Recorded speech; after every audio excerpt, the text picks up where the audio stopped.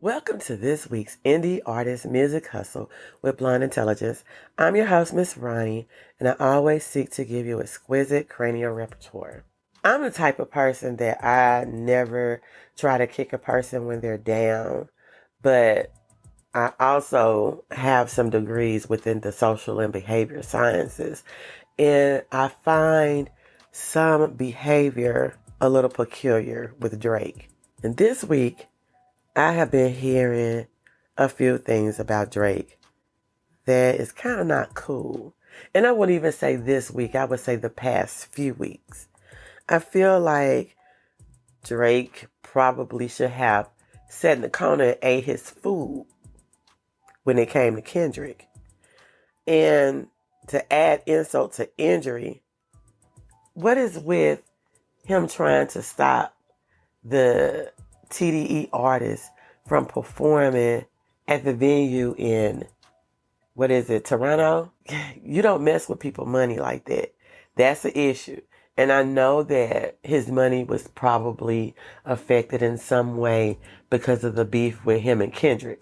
And I'm thinking maybe that he thought it would be cool to have like this, I would say media beef to boost his popularity because he had that 400 million on his head.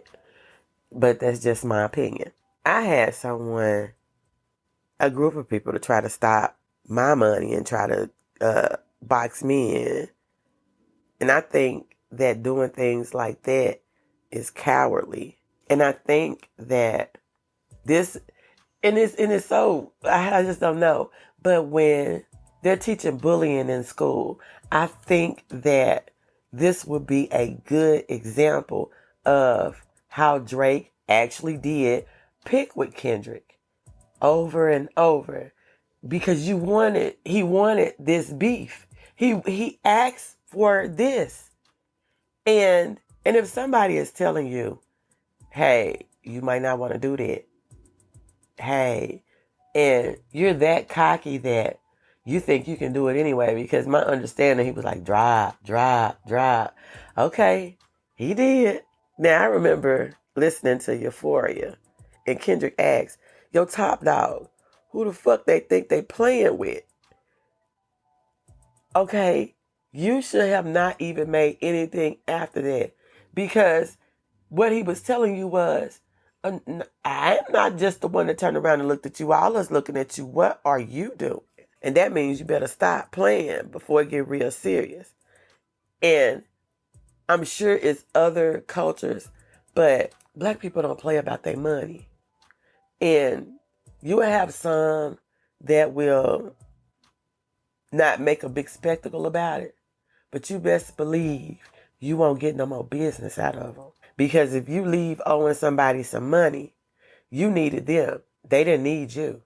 In some aspects, I do feel sorry for Drake because this beef has went to another level. It has passed a freaking hip hop beef. The level of public humiliation, although in my opinion, I think Drake need a lesson in the golden rule.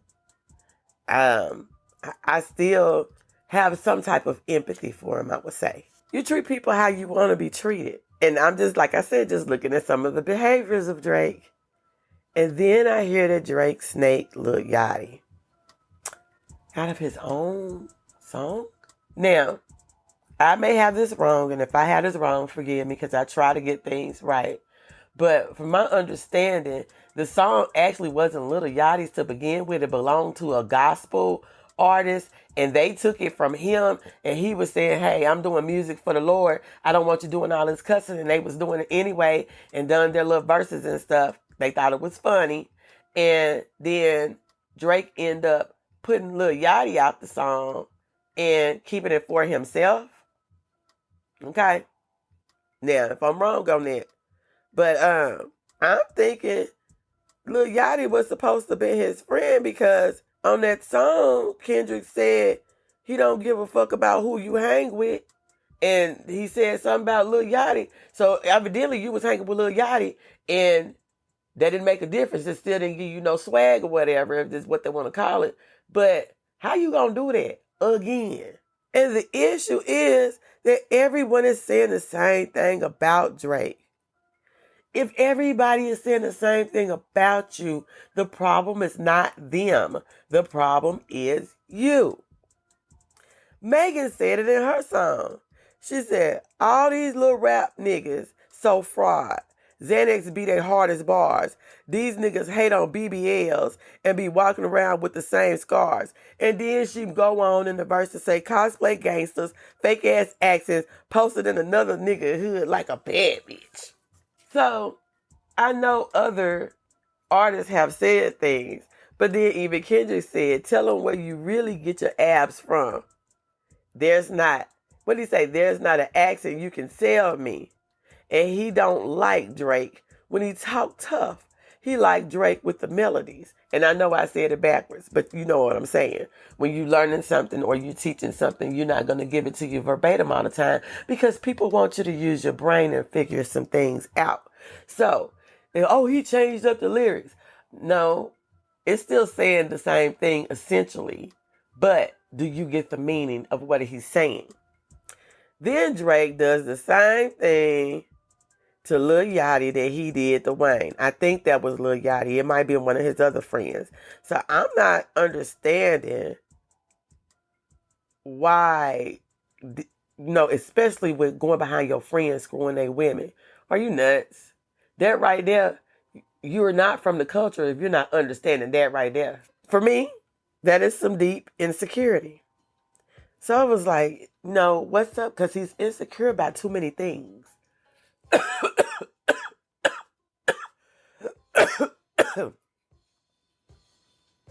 According to Times of India, some insecurities that men have are body image, because they have pressure to look good. So that might explain the alleged use of the weight loss drug and the alleged BBL. Relationship, self-doubt, a doubt in satisfying a partner. So it's like all of his relationships seem to have been failed relationships. And I guess he feels safest with going behind somebody else because that's a relationship issue. And that's one of the things that they list for an insecure man. Other insecurities even includes their hair. So I'm just wondering, I don't know how true it is, but I know Tisa Tales and a couple of other people reported on it that the braids that Drake wears is not his hair. It may be now. I mean, because some people wear things like that until their hair grow out. So it's not saying that it's not, because he could have worn the man piece long enough to grow his hair out. So we don't know. So, but they were saying in the beginning, you could almost for certain say that they showed enough proof that that was a major possibility that he did wear a whole hair piece for the braids. But some other signs of an insecure man includes jealousy, manipulative behaviors, distance, and silence. So, Kendrick then called him a master manipulator over and over again. And he showed his jealousy by even going behind his friends to even try to holler at their women. And when it says the distance and the silence, I thought about how they say he sneaked this. It's not up in your face, because Kendrick said it'd be direct. It's kind of like he do it from a distance. And he throw rocks and hide his hands. That's the silence. And it seems that Drake is jealous of Kendrick and a few others. Kendrick has already called him a master manipulator, as I've said. And then after the rap battle, it is the Democratic roll call. Oh my goodness. Okay. So Louisiana. Their theme song for Louisiana was I'm Still Fly. I want to say that was the Big Timers. Gator Booze with the pimped out Gucci suit. And I was like, what? I was like, all right. So the marketing strategy is we're going to get all the people who don't normally vote or who would not have voted this time. And we need to grab every minority it is because they are our future and we have to get them. And then I thought about now, how many kids, well, they will in Louisiana because that is a classic. It's a classic here in Arkansas. Then when it was time for California, California Love played. And you looked at the people in the crowd that was there. You seen maybe one black person. You seen Chinese, Vietnamese, white, Indian, everything. And when they said it was the melting pot, it was the melting pot. But the music that represented them was California Love, Tupac, Dr. Dre. Be Humble, Kendrick Lamar. Not Like Us, Kendrick Lamar. And da-da-da-da-da, Snoop Dogg and Dr. Dre. That is the West Coast, representing the West Coast, representing California that was part of Mexico. And I even think about when people got all mad at the Hispanic YouTuber commentator when he said that Kendrick didn't include the Hispanic community. And they was like, this is for Compton. Well, Compton is Hispanic and black predominantly. So I understand the piñata in the video because, yes, although there's a difference, when it comes to Compton, the Hispanics is part of the Compton culture. So I'm going to say again, because I'm going to just say again, treat people how you want to be treated and stop trying to manipulate and shape the story how you want. Hey, Drake, we're not slow. I'm going to leave it there. And remember, you can catch the Indie Artist Music Hustle with me, Blonde Intelligence, on all podcasting platforms, streaming live on social media, and get your merch at www.blonde-intelligence.com. Bye. Hey girl, let me tell you about this podcast. Girl, everybody has a podcast these days. But this one interviews new and interesting indie artists. It's called Indie Artist Music Hustle with Blonde Intelligence. Really? Where can I find it? It's on all podcasting platforms, streams live on social media, and on rpentradio.com. What'd you say it was called again? It's called Indie Artist Music Hustle with Blonde Intelligence. Girl, I'm gonna have to check her out. Give it a check, girl.